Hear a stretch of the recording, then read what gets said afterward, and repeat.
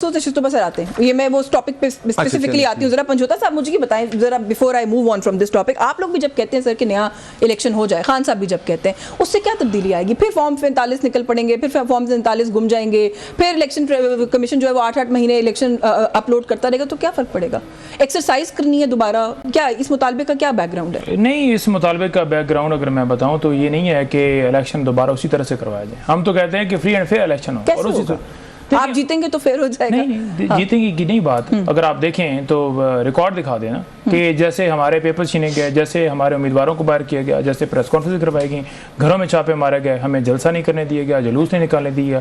ये तो third team Khan साहब ने उतारी ना कि वकला को इतने ज़्यादा मिले और लोगों को, कारकुनों को मिले, क्योंकि फर्स्ट ईयर लीडरशिप को आप किसी को आपने वैसे नायल कर दिया, किसी से आप वैसे प्रेस कॉन्फ्रेंस करवा कर किसी को रूपोश होना पड़ा। जो आपकी ग्रीवेंसेस हैं वैसे ग्रीवेंसेस नहीं होंगे, लेकिन इनकी भी 2018 की बड़ी ग्रीवेंसेस हैं। इलेक्शन तक ठीक है। अब इलेक्शन वाले दिन क्या हुआ, जिस तरह से वहां पर वोट डाले गए, जिस तरह से अंदर हमारे जो है वो जितने थे हमारे पोलिंग एजेंट उनको दाखिल नहीं होने दिया गया, जैसे फॉर्म 45 के मुताबिक हम जीते और 9 को उन्होंने हरा दिया, जैसे दोबारा रिकाउंटिंग के अंदर सीटें हराएंगी, तो ये सारा प्रोसेस आपके सामने। आज भी वैसे इलेक्शन हुआ है, उसमें तीसरे नंबर पे आपका कैंडिडेट आज भी जो आरोज देखें, आरोज इसलिए हम कह रहे थे कि दिल्ली से होने चाहिए कि वो कम होता है जरा उस हवाले से, क्योंकि अगर आप इंतजामिया से लेंगे लोग, वही लोग जो 3 MP के तहत लोगों को उठाकर अंदर डाल देते और उनसे जो है वो बार-बार उनको उठा रहे थे। जो है सारी हमें पता है कि फ्री एंड फेयर इलेक्शन होने चाहिए। बात ये है ना जब तक फ्री एंड फेयर 2018 वाले इलेक्शन को वो नहीं मानते, वो कहते हैं RTS बिठा दिया गया था। 2024 को आप नहीं मानते। अच्छा उससे पीछे चले जाए, नून लीग पीपल्स पार्टी किस बता दें, जीतने वाली पार्टी ने,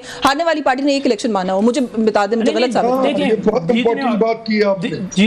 जीतने और हारने वाली पार्टी की बात नहीं है। हम ये चाहते हैं कि जो मर्जी जीत जाए, ठीक है, आप फ्री एंड फेयर इलेक्शन में। पूरी दुनिया में आज इलेक्शन को नहीं माना जा रहा, पूरी अभी भी इलेक्शन फेयर नहीं हो रहे। बाजोड़ में आज आपका कैंडिडेट तमाम जो है वो मुख्तलिफ इदारे, पतन हो या कोई भी हो, तो सारे वो कह रहे हैं जी कि आप फ्री। नहीं, वैसे मैंने ब्रेक लेनी है, ब्रेक से वापस आके मजीद बात करें। कादरी साहब भी कुछ कहना चाहते हो? ज़हीम कादरी साहब, यहाँ गुफ्तगू हो रही थी कि इलेक्शन ट्रेडिशनली अगर हम उठाकर देखें तो कोई जो हारने वाली सियासी जमातें होते हैं, कभी भी हमने देखा कि वो इलेक्शन नहीं मानती। अच्छा, फिर उसमें मुक्तदर हल्कों का क्या किरदार है वो भी आपको पता है, हमेशा जेर बहस रहता है।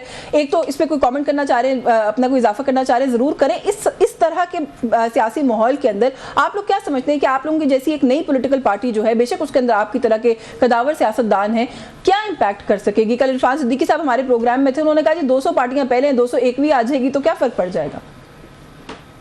नहीं, इरफान सिद्दीकी साहब की अपनी सोच होगी, वो एक यकीनन मनफी सोच के हामिल रहे हैं सारी ज़िंदगी, और उनको शौक़ है ये बताने का कि बहुत बड़े कोई डेमोक्रेट हैं, जो कि वो नहीं है। हमने तो मार्शल लॉ की जेलें भुगती हैं, वो यहाँ नहीं थे उस वक्त। अर्ज़ ये है कि जहाँ तक ताल्लुक़ है इस बात का कि जो पॉलिटिकल पार्टीज़ हैं उनका क्या किरदार होना चाहिए, तो यकीनन भट्ट साहब ने बिल्कुल दुरुस्त बात की है और पंजोता साहब ने भी ठीक बात की है।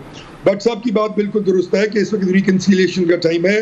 हमारा काम यही है बीपी, हम ये समझते हैं कि इस मुल्क की पॉलिटिकल पोलराइजेशन जो है वो सबसे बड़ा जहर कातिल है इस मुल्क की जमहूरियत के लिए, इस मुल्क की सियासत के लिए, इस मुल्क के फाइनेंशियल फिस्कल एडवांटेजेस के लिए और इस मुल्क के इकोनॉमिक एडवांटेजेस के लिए। क्योंकि हमें ये इल्म है कि जिस मुल्क में पॉलिटिकल स्टेबिलिटी जो दुनिया का सबसे बड़ा मैक्रो इकोनॉमिक इंडिकेटर होता है, जब इन फैशन इन वोग ना हो पूरी तरह, तो किसी किस्म की इकोनॉमिक एक्टिविटी और इकोनॉमिक डिलीवरेंस जो है वो हुकूमत के बस से बाहर होती है। हमारे यहाँ प्रॉब्लम ये रहा कि जितनी भी पॉलिटिकल पार्टी आप देख लीजिए, पिछले 1970 के बाद आज तक किसी ने भी इलेक्शन को तस्लीम नहीं किया। ये बहुत बड़ी बदकिस्मती है। और हमारा सबसे बड़ा प्रॉब्लम जो है वो ये है कि जब भी कोई पॉलिटिकल पार्टी आती है, यहाँ पर पॉलिटिकल पार्टीज हैं जो 2-2, 3-3 बार इक़्तिदार में रही, पीपल्स पार्टी भी 3 बार इक़्तिदार में रही, पंजोता साहब की पार्टी भी 4-4.5 साल इक़्तिदार में रही, और फिर वही रविश, यानी कि जब अपनी नाकामी, अपनी इनकॉम्पिटेंट, अपनी ड्यू डिलिजेंस ना होना, अपनी लताजी, मैं करप्शन का लफ्ज़ इसलिए नहीं इस्तेमाल कर रहा क्योंकि मैं किसी को भी करप्ट नहीं कह सकता जब तक हाईएस्ट फोरम ऑफ लॉ से उसके खिलाफ फैसला ना आ जाए। अच्छी बात। अगर आपने अपनी इनकॉम्पिटेंस और जो लथाजी है और इनएबिलिटी टू डिलीवर है, इवेंचुअली आप इदारों के जिम्मे डाल देते हैं। हाँ। कि इस्टेब्लिशमेंट ने हमें काम नहीं किया करने दिया। भाई अगर इस्टेब्लिशमेंट ने तुम्हें काम नहीं करने दिया तो करते क्या रहे हो? अब आज भट्ट साहब मेरी बड़ी दोस्ती है, एक बड़ा इंपॉर्टेंट जुमला है, भट्ट साहब से मेरी बड़ी दोस्ती है। प्रॉब्लम यह है कि यहाँ पर मियां मोहम्मद नवाज शरीफ का मतमा नजर था ही नहीं कि ये हुकूमत ली जाए। शहबाज शरीफ साहब इनके बड़े दोस्त हैं, उन्होंने हुकूमत ले ली और वो उस तरह की माला न सिर्फ अपने गले में डाल ली बल्कि तमाम पूरी पॉलिटिकल पार्टी का भट्टा बचा दिया। भट्टा बचा दिया है कि देखें ये प्रॉब्लम कहाँ है। प्रॉब्लम ये है कि एक दिन आप एक बात करते हैं, तीसरे चौथे पांचवें दिन आपको ये ख्याल आता है कि अब आपने एस्टैब्लिशमेंट के खिलाफ बात करनी है और आप नया नैरेटिव लेके मैदान में आ जाते हैं। हम लोग बेवकूफ नहीं है, खान साहब भी यही कर रहे हैं, ये भी यही कर रहे हैं और जरदारी साहब ओवर स्मार्ट है। उन्होंने कभी ऐसी बात ना करनी है, उन्होंने अपना काम और अपना काम निकलवाना है। उन्होंने इनसे अपना काम निकलवाया, वो तमाम आईनी ओहदे ले गए और उसके बाद आज उन्होंने वो फंदा इनके PMLN और दीगर महकम के गले में डाल दिया कि भाई अब इसकी सारी इनकम्बेंसी तुम बर्दाश्त करो। आपने ना हुकूमत को बड़े अच्छे इंटरेस्टिंग उनसे नामों से पुकारा है, फंदा भी कहा, उस्तरों की माला भी कहा। मैं थोड़ा सा पूछ लूं, भट्ट साहब ये ऐसे ही है, छोटे बड़े मियां साहब बिल्कुल इक़्तिदार ही नहीं लेना चाहते थे, खुद नहीं आना चाहते थे, वो तो हमने सुना, लेकिन वो चाहते थे जमात भी ना आए। नहीं देखें ऐसी कोई बात नहीं है। जब हमें अगर सादा अक्सरियत भी मिल जाती, देखें ना अब इलेक्शन है, अवाम ने वोट दिया, सियासी जमात कोई भी नहीं मान रही, आप लोग 20 सीटें नहीं जीते, आप सादा अक्सरियत की बात। देखें ये तो हम कहते हैं कि ये बिल्कुल फारिग थे, ये तो ज़बरदस्ती 2018 में आए, इनके पास तो कोई सीट ही नहीं थी इमरान खान साहब के पास। तो अभी मुराद ये कहने का है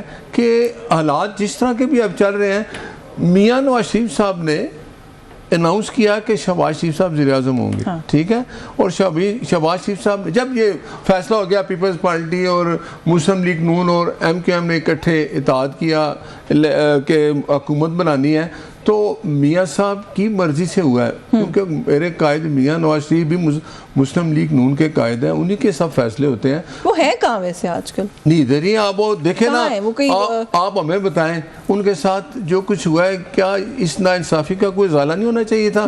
क्या उसको जो चीफ जस्टिस साकिब निसार है उसको कटारे में नहीं लाना चाहिए था कि आपने एक चलती हुकूमत खत्म की, आपने उनको नायल किया? इस वक्त उनकी जमात की हुकूमत है, बेटी की उनकी पंजाब में हुकूमत है, चीफ मिनिस्टर है, वो पार्लियामेंट्री पार्टी के इजलास में तक तो आते नहीं है नवाज शरीफ साहब। नहीं अभी उन्होंने इजलास का खुद उन्होंने उसमें खिताब किया। अब मुझे आप बताएं कि एक फैसला हुआ कि जुल्फ़िकार अली भुट्टो साहब का जो अदालती फैसला था वो गलत था, ठीक है, ये हुआ ना इस तो क्या चीफ जस्टिस जो है वो ये भी एक सोमोटो लेके नहीं फैसला आप खुद चले जाएं, किसने रोका है? जाके कहें जी कि वो दावा करें, कहें जी हमारे तो कह रहे हैं, मैं यहाँ बैठ के कह रहा हूँ, मेरे कायद ने कहा है, बरमला कहा है कि मेरे खिलाफ जो फैसला हुआ वो साकिब निसार की जो थी वो उसने जो बदनीति पे ये काम किया, मेरे लीडर को उसने आपको पता है ना जुल्फ़िकार अली भुट्टो साहब का फैसला किसके दौर में आया था सर? नवाज शरीफ साहब ने अपनी सियासत का आगाज़ किया, अदालतों ने मेरी एक बात जिंदगी में याद रखें, अदालत अभी भी इमरान खान साहब कहते हैं ना कि मैं आर्मी चीफ से बात करूंगा, मैं ISI के सरबराह से बात करूंगा, तो मैं कहता हूं देखें अदालतों ने आपको जेल भेजा है, अदालतें ही आपको इंसाफ देंगी। नवाज शरीफ साहब के खिलाफ जो कुछ हुआ था सिर्फ अदालतों ने किया था?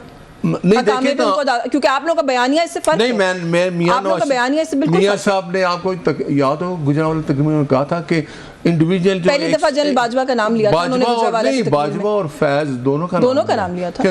आप लोग जिम्मेदार हो, तो जज तो नहीं है ना सर? देखें ना, तो आप मुझे आप बताएं, नाम लिया था ना, वो आप बरमला कहते हैं कि साकिब निसार का जिम्मेदार था, वो जिंदा है, फैज भी जिंदा है, बाजवा भी जिंदा है, बुला लें उनको, काजी फाइज़ साहब पे कोई बुलाएगा? आप लोग